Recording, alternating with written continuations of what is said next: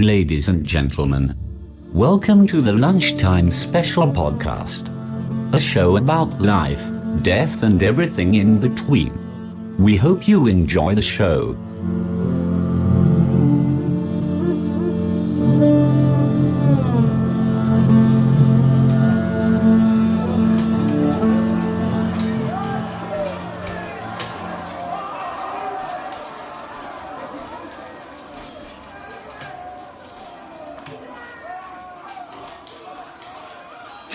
Let me begin by observing first of all that 9,000 was the sum of years which had elapsed since the war, which was said to have taken place between those who dwelt outside the Pillars of Hercules and all those who dwelt within them.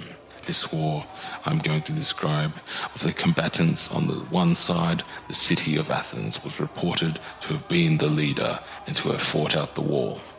The combatants on the other side were commanded by the kings of Atlantis, which, as was said, was an island greater in extent than Libya and Asia, and was afterwards sunk by an earthquake.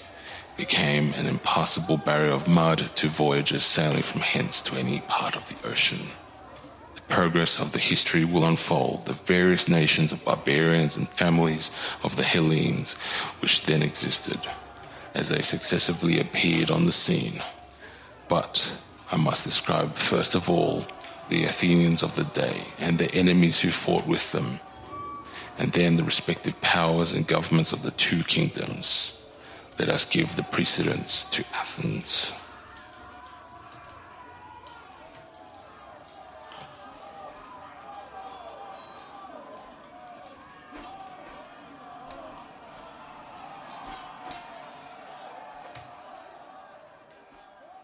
Hello fellow lunchers. Now today we've got a special little discussion on a lost civilization that everyone has probably heard of, the lost city of Atlantis. Now this place has captured the imaginations of people for thousands of years, maybe 2,000 years. And today we're going to have a chat about that, plus other possible lost civilizations we could think of. Now let's establish the scene. There was a gentleman that most of you may have heard, considered the father of Western thought, the great Greek philosopher Plato. He describes a place called Atlantis in two of his works, one the Timaeus, the other one the Critias. Because of the dialectic nature, Socrates rocks up and asks for examples of political structures which exemplify good moral behavior, good values and virtues, and if anyone had any examples, to step up and announce them.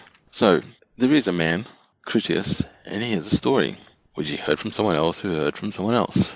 The philosopher Solon's involved, Egyptians involved. By the way, like how it comes out is, in antiquity, in time of primeval Athens, so before the Athens of Plato's time, when Athens was pure and true and virtuous, there was equally a big power called Atlantis, which was founded by the god Poseidon himself. And Atlantis had all the riches, massive navy, gold, science, intelligent people, philosophers, philosopher kings, and great nobility and great power. And firstly, they had moderation. However, the power, the glory, and the money and the gold eventually corrupted them, brought them head-to-head clash with primeval Athens, with its 20,000 guardians, pure, unadulterated warriors who required no payment of gold or silver. So Athens and Atlantis started a war, which raged, apparently ended with the destruction of Atlantis itself being swallowed by the sea, and these 20,000 guardians of Athens actually being swallowed by the earth. So that's roughly the story. The question is it even real? Now, I've got my own theories, and I'll talk about it a bit later. I'll bring on our panelist, Doug. What are your thoughts on the lost city of Atlantis? It's a good tale, first of all. So, is it real? It could be. That's the key thing. It could be. Obviously, as you said, Plato used a very dialogue-based, to try and put across various philosophies. He also, you could say that he used places like Sparta to describe various philosophical ideas and, having a true purpose, a single purpose, everyone having equal status. There's not like this hierarchical structure that he obviously mentioned took the downfall of Atlantis. So there could be, and obviously what he's saying is that he's relaying a story that, has came from Egyptian priests down to Solon, and Solon, describing this story. So is it real? Possibly. He has obviously used other places as places of evidence of philosophical ways that society is structured, like Sparta, to represent what he's trying to put across. So, but I guess he's not necessarily he's essentially relaying that story. Sparta was probably more around his time than a story. So yeah, it could be, it might not be. In a way, I'd like to think it was. I also think there's potentially, he's maybe using Athens, and maybe not called Athens, and maybe that's a name that's Chinese whispers. But I think probably Athens isn't the key point. I think the societal structure is the key point. He's trying to convey a society where it's very much philosophers and there's a very equal state in those. Because obviously, kind of wandering around some thoughts here, but obviously Plato's kind of thought process is everyone should be enlightened. Everyone should have the ability to look at various philosophies and work out how they feel about those things. And then at that point, they're wiser to make decisions around society. I actually don't think potentially Atlantis itself is the key point he's trying to make. It's all about the structure of Atlantis and about the elite becoming greedy. My initial reaction is I would like to think it was real, but I'm not sure.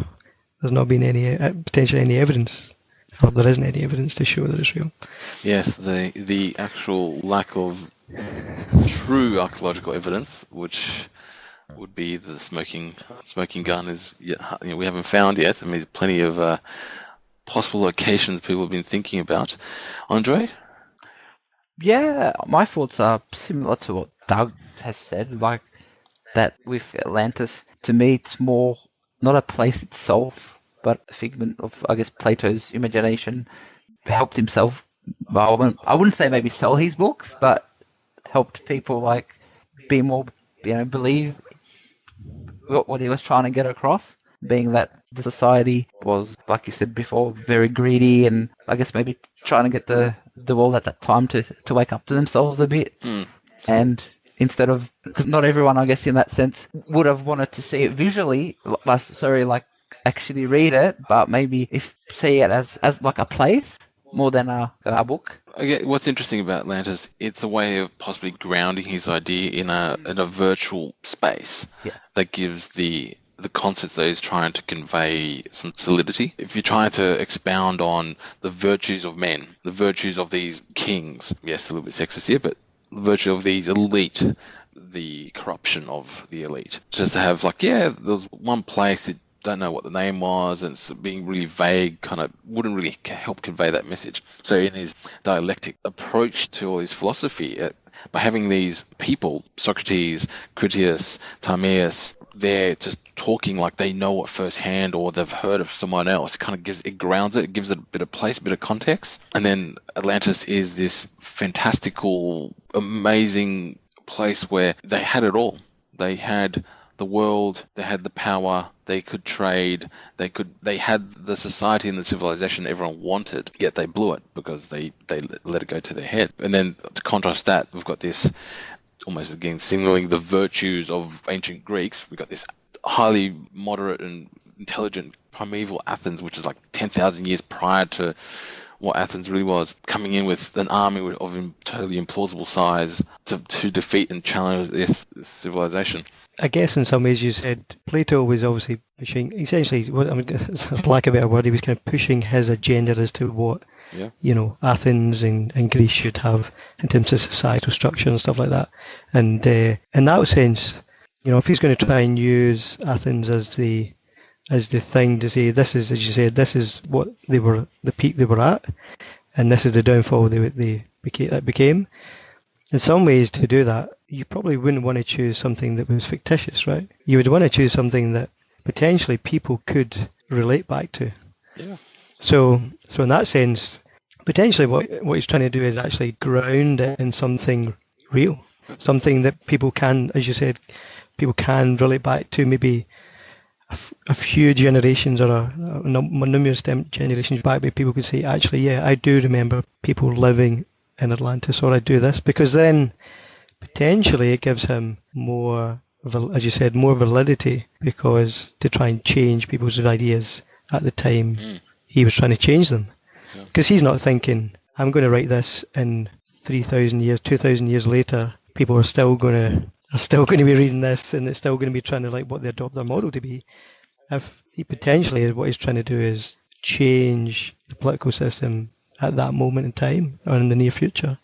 Yes. So maybe if I was trying to do that, I would use something that is very tangible to go against, to say this is what they were, as you said, like the peak of what the society was, and then use that to say that's what could happen.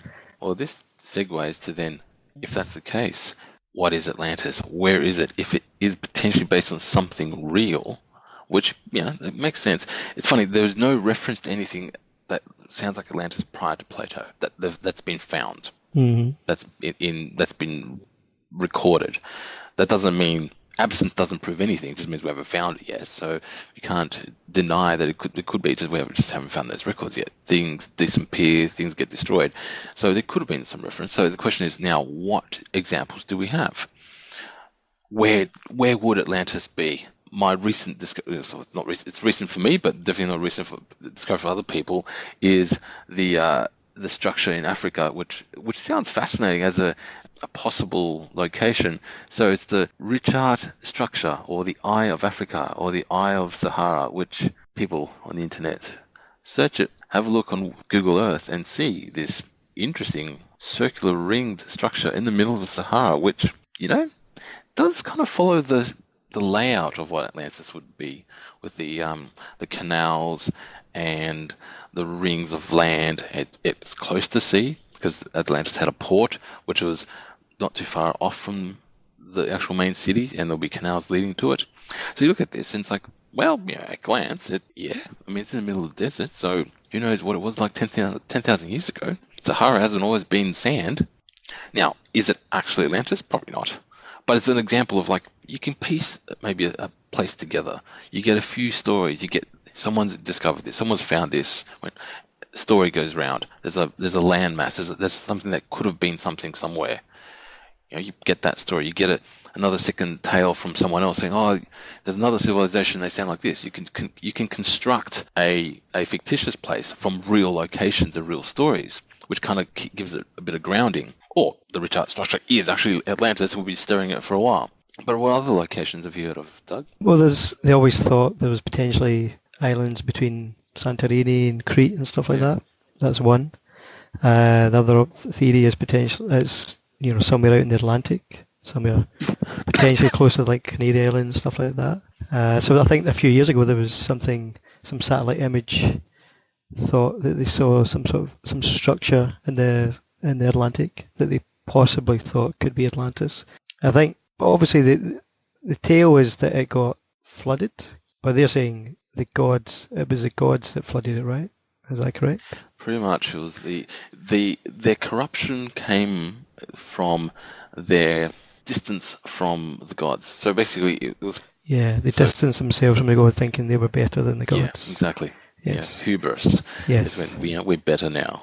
So obviously the theory is potentially there was, potentially a meteor strike, the water levels rose, and, tsunami, something like that. Which is, we can see that now. Like, it's not a far-fetched idea. We can have tsunamis easily. You can. It has happened. So, or for example, you can have a volcanic explosion, it takes out half the island, and then water levels change again. Like, things like that occur.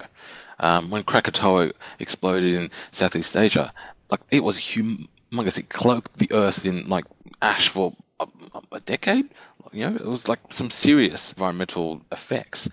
That's the volcanoes. It can happen again. Yeah. Even scenarios where, one of the Canary Islands, if part of it falls into the ocean, the east coast of America gets a huge tsunami, and they can't stop it. Yeah.